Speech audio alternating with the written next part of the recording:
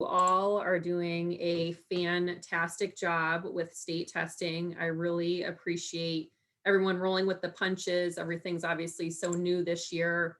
We were planning, hoping for the best, expecting some troubles along the way, but everyone powered through it. And I can't thank the TOSA team enough, Beth and Aaron, for their leadership and support. You've all been so awesome. So thank you so much for relying on each other too to problem solve and troubleshoot. You were sorry, a couple people are still popping in. You were so, it was just so easy. It seemed like I didn't really receive a lot of helps and I needed urgent requests. So it was really nice to have you all problem solve and troubleshoot together. So thank you for that. I have the agenda in the chat. We're going to meet briefly before heading off to PLCs at 9:45. If you haven't done so already, facilitators, make sure you send your links or you can add them right to the agenda, whatever works best for you. Middle school online will stay right here. Elementary will go to Jason. High school will go to Janae. And then obviously our facilitators for options will keep their links on the agenda or send them out. Go ahead and mark yourself present so I can make sure I send the recording to those who are not here. Quick celebrations, any 2-minute, 3-minute tops, because we have a lot to cover in a short amount of time that you want to share with the group today. Jeannie. Well, last night I did my very last LPAC test, but that wasn't praised to me. Wendy Gooseman and several others jumped in while I was out on bereavement and just killed it. So I got to do the last one, but that really was so huge to have so much outside help and people just step right up and help me. I was totally blessed by that. Thanks for sharing, Jeannie. I know that team was unbelievable in terms of the support. They were jumping right in without hesitation. So it's just so great to see we rely on each other and have that support, and whatever we need, we have somebody to turn to. So thank you so much, Jeannie, for sharing. Anybody else? I'll jump on. Sorry, my camera's not on, but it will be on in just a minute. That's okay.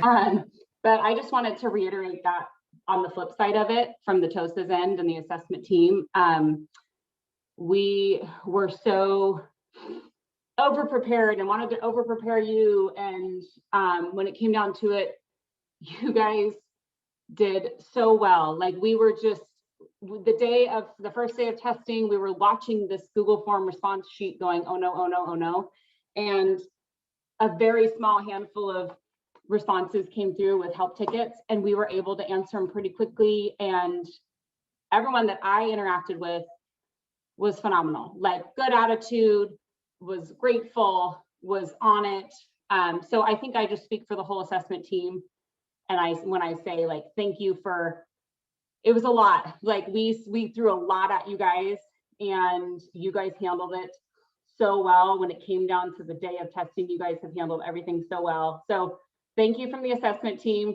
We're almost done. Stay strong, but thank you. I'll go real quick. Thank you so much to Michelle Whitney, who was instrumental for our part in our team to complete CASP. You rock, Michelle. Thank you. Yes, I will second that. Thank you, Michelle, for being the lead for high school, organizing all of the sessions and just being the go-to. So we appreciate you all. Okay, Michelle, no worries. All right, team, if you think of anything else, go ahead and put it in the chat. But a couple things I want to go over full team before we head off to PLCs. Our at-risk progress reports are soon approaching. So the principals are going to be sending those notifications on Friday. So if you could go ahead and add those notifications in the contact manager, I'll show you how to do that in just a second. For the scholars who are failing one or more core courses with a 59% or below, or are not proficient. And for options, make sure you have that connection meeting when you do your progress check-in, so they're well aware of their status. We obviously have to inform our families 6 weeks before the semester ends, and we're at week 7, so we got to get on that. Questions on that before I share my screen and show you how to log a contact for at risk? Alrighty. Okay, let me go ahead and open up. Here we go. Okay. So obviously you're going to go to contact manager. Oh, give me a thumbs up if you can see. Just want to make sure. Perfect. Thank you. All right. Contact manager. This is a piece of cake.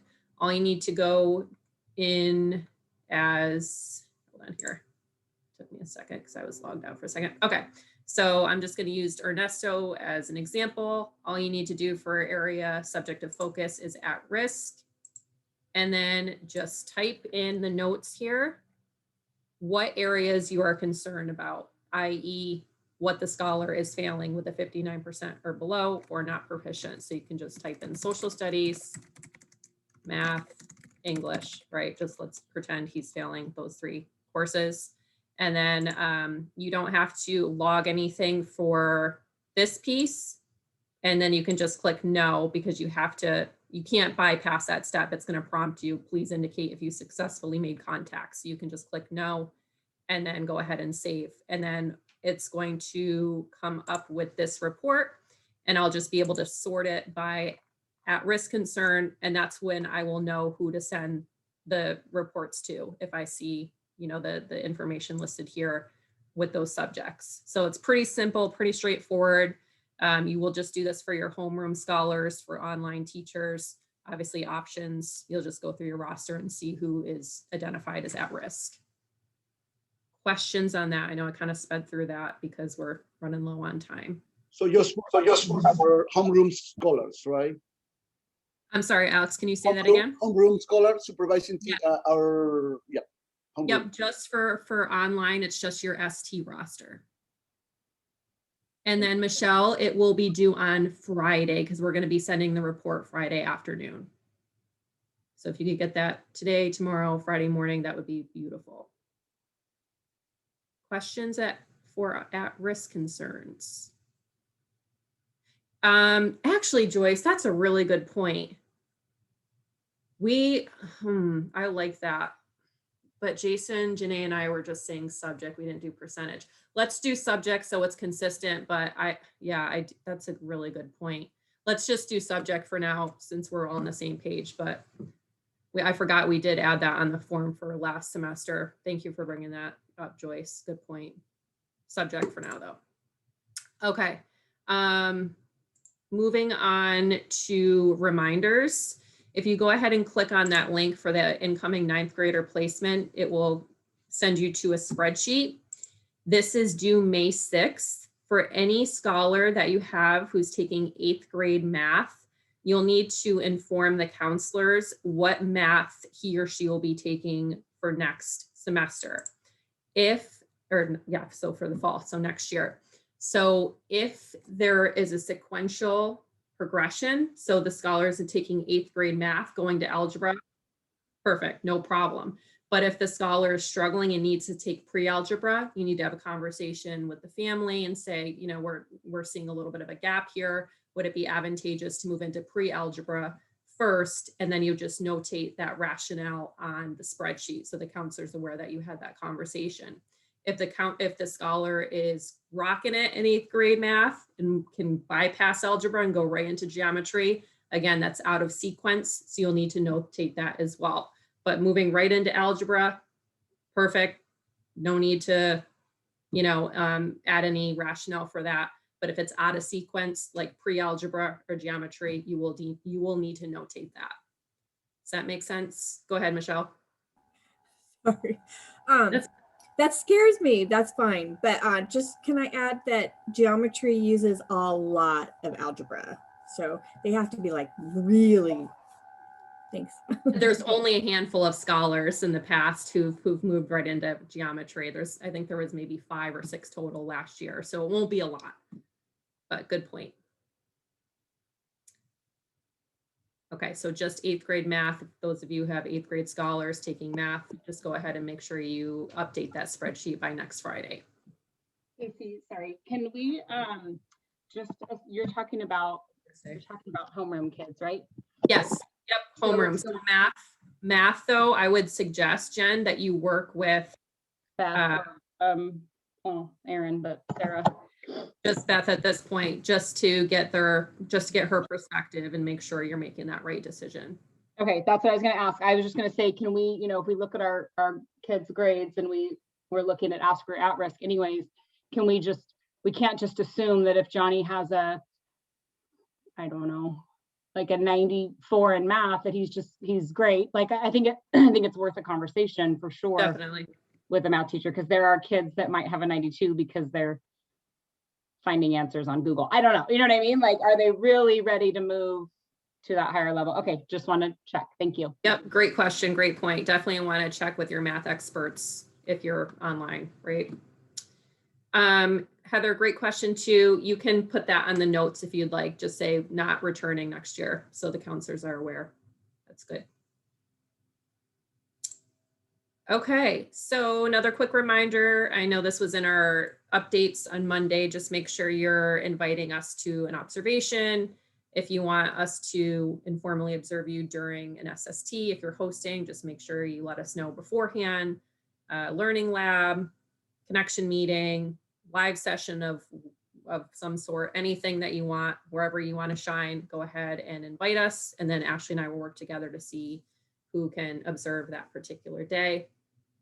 And then for Scholar of the Month, we actually need it on May 6th for both May and June. It's on the calendar invite, so the directions are in there if you need.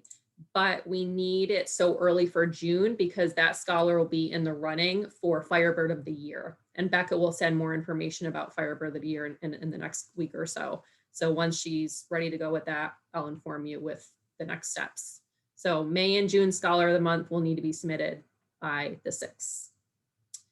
And lastly, work sample audit. I know this was kind of causing a little bit of confusion with the SSTs tagging you in the SIS. Since we didn't want to, overwhelm you during testing, you can start looking at that this week and then just make sure you fix those errors by not next Friday, but the week after, so the 14th. Go ahead, Ruth.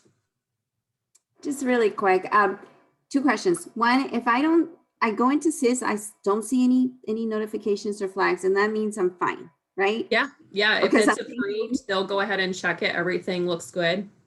No, you don't need to fix anything, then you should be A-okay. So the other question I have, I was looking here at this ST work sample components reference table. And one thing we have not added in the past is the grade level on the work sample. Unless it's like high school, it would be English 9, let's say. Now, this doesn't mean I have to go back, right, and add all these grade levels, because usually we were not, I guess, unless it comes from the Seesaw, but I do the little template, and in the past I haven't added grade level. If it's obvious as per subject, you don't need to add that. But if it's elementary and you don't really know what subject it is and what grade level, it should be on that work sample, but no need to go back unless you're tagged on it. So moving forward though, we'll make sure we're really cleared for next year, since the SSTs were just under Danielle as of January maybe. So now they're going backtracking and looking at samples from LP1. But moving forward for next year, they're going to be looking at that approval as soon as LP1 is done, tagging you if they're seeing any discrepancies. And then the process should be much more seamless next year. But if you're not tagged on anything, you should be A-okay. So going forward, then we do add grade level to the work sample template. Okay. Yeah, I know with our audit, we're already good, but this is, make sure that if anything happens in terms of the audit needing more information, we have that ready. We don't need to backpedal and add that information, but whatever is on that template should be on the work sample moving forward. All right, team, I think that was it. I want to make sure I give you all the time you need for PLCs. I know I said this before, but go ahead and add your links or send the link to your teams. If you scroll down on the agenda, those are the topics we should be covering today. and make sure you upload your notes in our folder. I hope you have a fantastic day. Thank you again so much for your hard work during CAS. Any last minute questions before I send you off?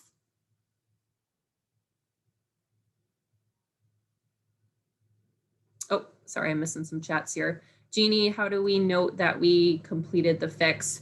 If there's not a way for you to notify in the SIS like completed, because I'm thinking about the flag, and then you can click, you type in complete and then accept. That's how I do it on my end. I'm not sure from an ST standpoint. Then you can just communicate with your SST and say, I'm done. Let me know if I need anything else. So I don't know what it looks like from the ST standpoint, but let me know if if you run into an issue and we can problem solve together. Aaron, what should I do if I am the only one not testing right now? Don't worry, Aaron, if you want to jump into another PLC, I'm sure people would love to have you, so you can take your pick. I think that would be best since you guys are kind of all covering the same topic today. So I'll leave that up to you. Oh, okay. Thanks, Susan, for addressing that. Appreciate that. Come to ours, Aaron. There you go. You got some offers on the table. All right, team, go ahead and log into your PLCs. I hope you have a wonderful day. Thanks again so much for your hard work. You're rocking it. Take care.